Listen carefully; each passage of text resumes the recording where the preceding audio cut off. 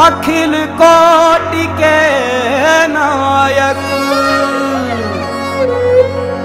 करूं आपका सुमिरन वंदन, रहना सदा सहायक।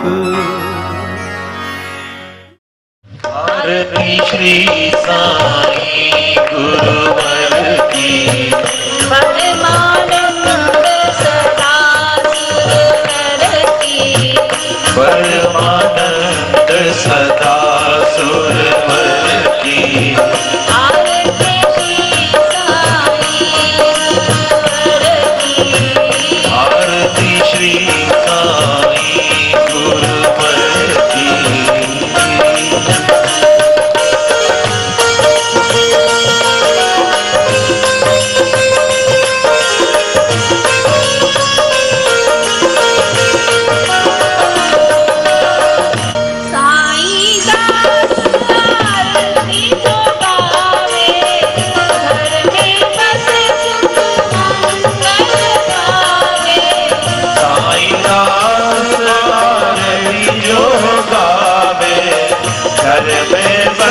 सुख मंगल पावे। आरती श्री साईं गुरुवर की, परमानंद सदा सुरवर की।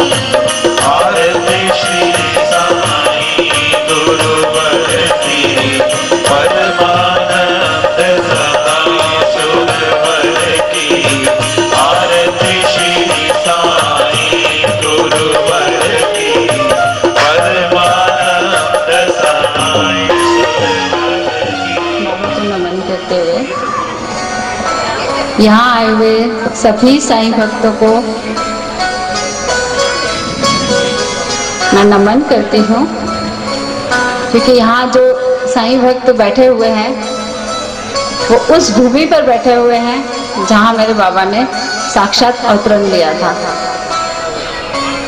वो भूमि भी धन्य है और आए हुए मेरे सारे भक्त भी बहुत बहुत धन्य हैं, क्योंकि बहुत आसान नहीं है कि ऐसी भूमि पे आप लोग रह रहे हैं जिसे बाबा ने इतना पवित्र किया है। और ये भूमि भी कोई साधारण नहीं है। शिरडी कौन से राष्ट्र में आता है? महाराष्ट्र में। और किसी राज्य को महाराष्ट्र का दर्जा नहीं दिया गया है। सब राज्य, उत्तर प्रदेश, मध्य प्रदेश, सब अलग अलग है, लेकिन यही एक राज्य जो महाराष्ट्र कहलाता है। और ये महाराष्ट्र क्यों कहलाता है? क्योंकि यहाँ पे बड़े बड़े संतों ने अवतरण लिया है। संत तुकाराम और बाबा तो बिल्कुल अभी ही अवतरण हुए हैं। तो इस भूमि पे रहने वाले और साईं बाबा के साथ में रहने वाले सभी साईं भक्तों को मैं कोटि कोटि प्रणाम करती हूँ और इतना अनुग्रह भी करती हूँ कि मैं बहुत बड़ी वक्ता हूँ या बहुत बड़ा कोई संत महात्मा हूँ, ऐसी कुछ भी नहीं है। और ना मुझ में बहुत ज्यादा ज्ञान है कि मैं आपको ज्ञान दे सकूं, क्योंकि बाबा इतना ज्ञान आप लोगों को दे के गए हुए हैं। हाँ, लेकिन इतनी मेरे ऊपर कृपा बाबा ने की हुई है और बाबा ने मुझे इतना अवसर दिया है कि मैं अपने मुख से कुछ बाबा के बारे में कह सकूं, क्योंकि बाबा के बारे में कुछ कहना सूरज को दीपक दिखाने जैसा है। तो मैं जो भी बाबा के बारे में कह सकती हूँ और जितना मैंने पढ़ा है, जितना समझा है, और मैं अपनी वाणी को पवित्र करने के लिए, बाबा का गुणगान करने के लिए बाबा से हमेशा मेरी यही प्रार्थना रहती है कि अंतिम श्वास तक मैं बाबा के लिए और बाबा की अपनी वाणी के साथ साथ अपना मन, बुद्धि सभी कुछ पवित्र करती जाऊं और बाबा की भक्ति में लीन रहूं। तो मेरे से कोई भी गलती हो जाए तो मैं बाबा के भक्तों से ये अपना अनुग्रह करती हूँ, निवेदन करती हूँ कि वे मुझे तुच्छ सी समझ के और मुझे क्षमा भी करें। तो सभी साईं भक्तों को प्रणाम करते हुए और इस भूमि पर बैठे हुए साईं भक्तों के लिए शिरडी के साईं बाबा जय जय करुणानिधान। जय शिरडी के साईं बाबा जय जय करुणानिधान। जय शिरडी के साईं बाबा जय जय करुणानिधान। साईं प्रति करती तुम्हें कोटि कोटि प्रणाम। साईं प्रति करती तुम्हें कोटि कोटि प्रणाम।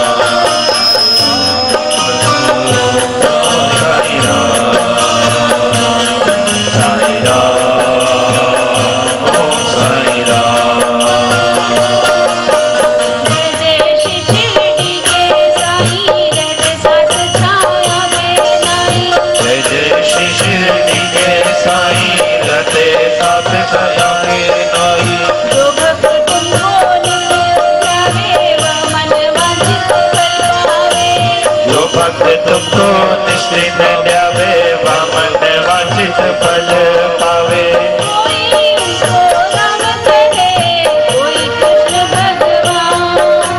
कोई उनको राम कहे, कोई कृष्ण भगवान।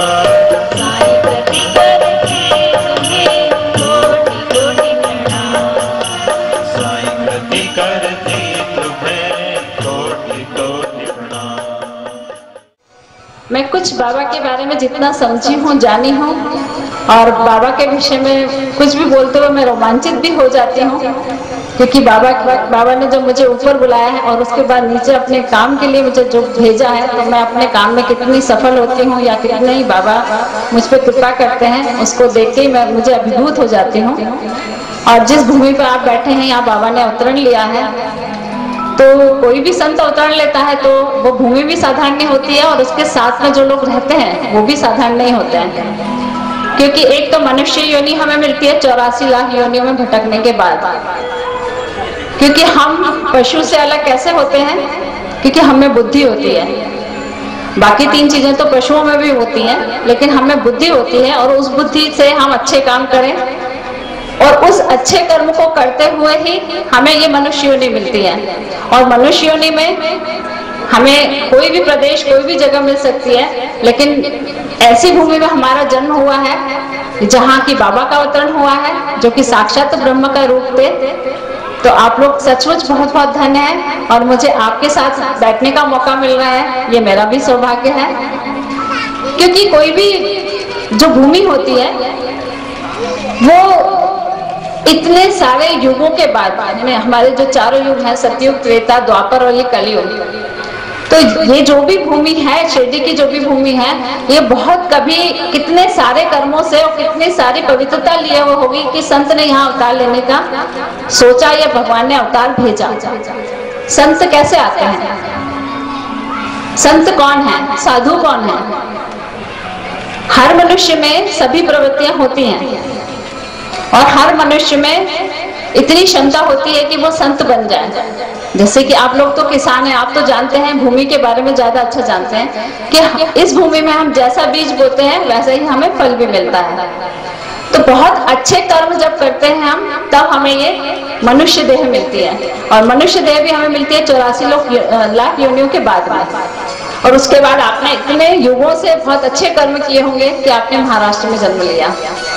और जन्म के साथ साथ भूमि का प्रभाव हमारे मन बुद्धि पर भी बहुत पड़ता है। क्योंकि कभी कभी आपने देखा होगा, किसी जगह हम जाते तो हमारा मन बहुत लगता है, लेकिन कई जगह जाने के बाद में हमारा मन नहीं लगता है। तो वो क्या चीज होती है? वो उस भूमि का प्रभाव होता है। जहाँ पे अच्छे संस्कार, हवन, यज्ञ, तपस्या, तपस्थली, बहुत सारे संतों ने जहाँ तपस्या की होगी और उस भूमि को पवित्र किया होगा, तभी वहां पर अवतरण हुआ होगा। तो इस भूमि में जैसे अगस्त मुनि का मैंने यहाँ पे देखा, जंगलीदास महाराज जी का भी देखा, बहुत सारे संतों ने यहाँ तपस्या की है, इसलिए ये भूमि पवित्र हुई है। और भूमि का प्रभाव कैसे पड़ता है? यदि आपने महाभारत में एक कथा सुनी होगी कि कौरव और पांडव, महाभारत तो लगभग सभी लोग जानते हैं कि कौरव और पांडव में युद्ध हुआ था।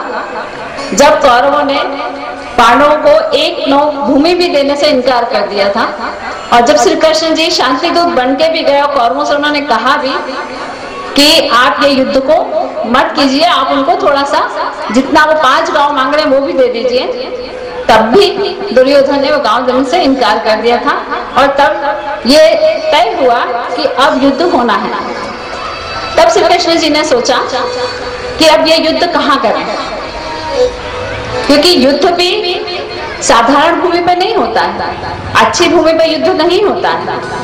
तब श्री कृष्ण जी इस खोज में निकल गए कि ये महाभारत का युद्ध हम कहाँ करेंगे,